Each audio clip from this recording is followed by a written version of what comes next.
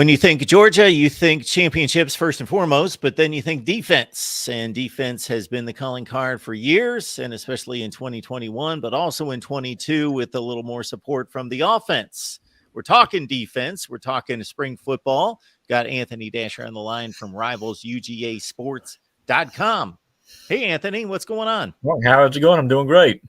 I am doing just fine. I appreciate you doing these Sure. for us. You can catch Anthony and myself. We broke down the offensive side, did all the positions. So check out those videos in particular. Unfortunately, we're not just going to talk football. We got to talk about this situation involving Jamon Dumas-Johnson. So it's a serious situation. What is the latest in regards to where the program stands? Well, for those who don't know, Jamon was cited. Well, let me kind of back up a second. Back on January 10th, the day after the championship, Jamon's vehicle and another vehicle were clocked by Athens Clark County Police speeding and drag racing. And they were seen drag racing. Two misdemeanor charges, and it was last week. Jamon basically, turned himself in, and that's really all we really know right now. I mean, both charges are misdemeanors, so that being the case, I would imagine it's just going to be a case of Jamon spending a lot of extra time with strength coach Scott Sinclair, doing some early morning running, that sort of thing. But I don't believe it's going to have any effect on him, playing. He may wind up getting suspended for the first game, but it's not going to be a long-term situation. It's not a good thing to happen, obviously, and Kirby Smart certainly does not condone this. The school doesn't condone it, but it's nothing that's going to keep you from playing next year. Yeah, I certainly think it's a balanced approach to take, that you take it seriously. Certainly, it's something that shouldn't be tolerated, but at the same time, we all have made mistakes, and we all need to learn, and we all need to be given grace for those mistakes and move on and show some accountability and get over it. All right, let's talk some football. Let's talk defensive front. Jalen Carter, of course, the headliner who moves on. Can you set the interior out to the ends for us? Sure. That's losing Jalen, and I mean, he may wind up being the number one pick is not a good thing from Georgia's perspective, but still, you're talking about a football team. We've talked about this before in the offense, the great job they do recruiting. They're just going to plug somebody else in, and who that might be, we'll have to wait and see. But you look across the front for Georgia next year, it's going to be, I think, Nazir Stackhouse. His back had a great season last year. Will be the main guy at nose, and you've got Michael Williams, who did a great job at defensive end, last season. I think. As he approaches his sophomore year, I think he's going to have a chance to be a very good player. But a guy to watch, so I think, is going to be Bear Alexander. We saw him in the championship game against TCU, had a couple of sacks, and is probably going to be the guy who I think is ultimately going to step into to Jalen's spot at that defensive tackle position. But again, they've got other players, so it's a deep defensive front. You'll still see Georgia rotating 7, 8, 9, 10 guys, and so even though you lose somebody like Jalen Carter, who was just one of the bigger, I think, disruptors in college football last year, the cupboard, again, is still not going to be empty for Georgia next fall. Yeah, for guys like you that are covering this team or any team in college football day after day after day after day, you're obviously familiar with all the personnel, know the roster like the back of your hand. For somebody like me that knows 15 or 20 players on every team and is trying to cover everybody at the same time, it's interesting to hear a name like Bear Alexander, because some of these guys get recruited, and even if they're 5-star recruits, they may get lost depending on the situation for a year and a half, maybe 2 seasons, and then boom, they pop up like he did in the championship game. And I was like, Bear Alexander, that dude was a huge recruit. I forgot about him. Yeah, it was a huge recruit, one of the top recruits in the signing class. A season ago, and like most freshmen, it took him a little while to get adjusted and be able to learn the defense. But really, about the second half of the season, you start seeing Barry in the lineup on third down, and it wasn't a surprise to people, again, who've been watching his team, that he was able to step up and do what he did. And I expect great things from him moving forward. So Anthony addressed the situation with Jamon Dumas-Johnson at linebacker, 70 tackles last year, 9 tackles for loss, and 4 sacks.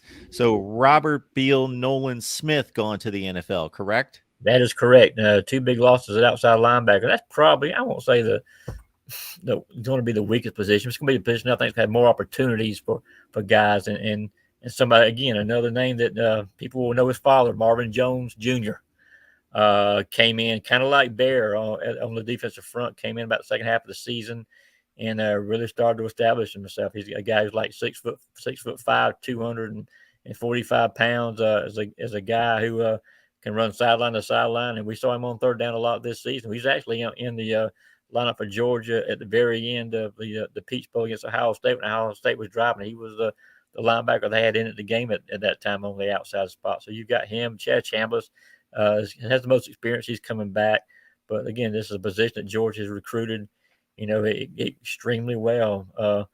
And they've signed some incoming freshmen they've got this year too. I mean, Damon Wilson is a guy who is very highly regarded, and you're going to see him, I think, have an opportunity to play. So even though it's I think maybe the most inexperienced spot for Georgia from a talent standpoint, again, you're looking at guys who were at the top of that position in the country in high school. It's going to be a matter of them getting experience.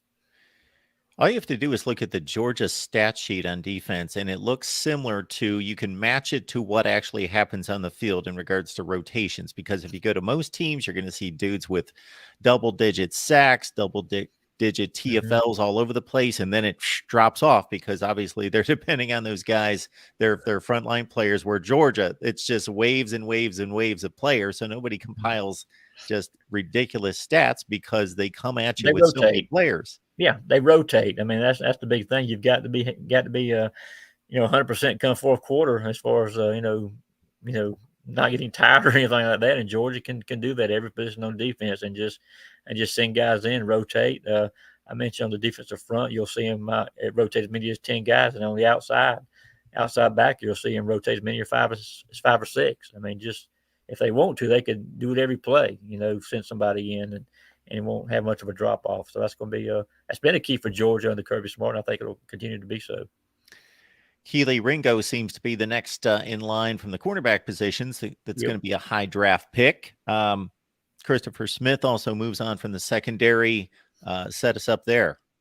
Yeah, well, that's that extra safety spot is going to be open, and finding a replacement for Keely is going to be big. But again, I'm going to sound like a broken record. They've got some young guys lined up. Of course, one spot at corner. I'll just start there. You've got Kamari Lassiter, who started every game for Georgia last year, but this year you want to be looking at guys like a Nyland Green, for example. And again, they've signed some other freshmen they've got coming in. They think can make a big impact. And that's going to be probably one of the more interesting battles, as well on defense, because again they got a lot of young guys who are coming in as early enrollees will have a chance to play.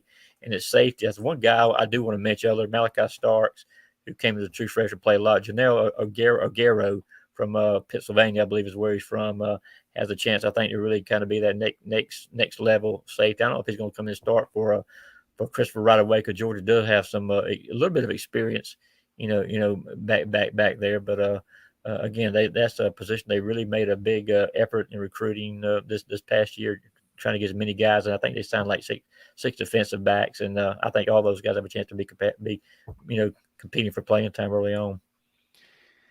So you made the one comment about Wilson up front in regards to him possibly making an impact from the 23 class. And this is probably, Anthony, a better question for about 6 weeks from now after you've seen some spring football, the spring game, but I'm going to throw it at you anyway. Yep. With the transfer portal additions, with the 23 class, who do you think has the best chance of making some noise this fall?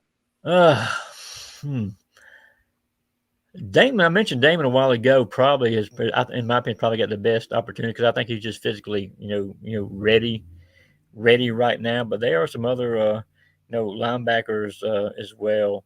Yeah, Braylon has a chance, I think, to come in, and I don't think he's going to compete for starting role early on. He's going to be a guy on special teams, and I think you'll see him, have a chance at maybe break into the second unit. Jalen Walker's a guy who was a freshman last year. They play some on outside back, but I think he's going to be moving back to inside. Have a chance, I think, to play early on. But that's the thing about these freshmen. All these freshmen too. They don't have there's not any kind of pressure on any of these guys to come in and play right away. Just more for early on. I think they'll get mostly special teams looks, but you'll see them have some opportunities. I think as the year goes on. All right, Anthony. Well, we appreciate you stopping by. Appreciate the Mm-hmm. breakdown on Georgia as they go to spring practice. When? They start spring practice. I believe they haven't had an official date yet, but pro day is on the 15th. They usually start a day after, so I'm guessing March 16th will be the first day they're out there. Good stuff. Anthony, we always appreciate the time. Yeah, man, anytime.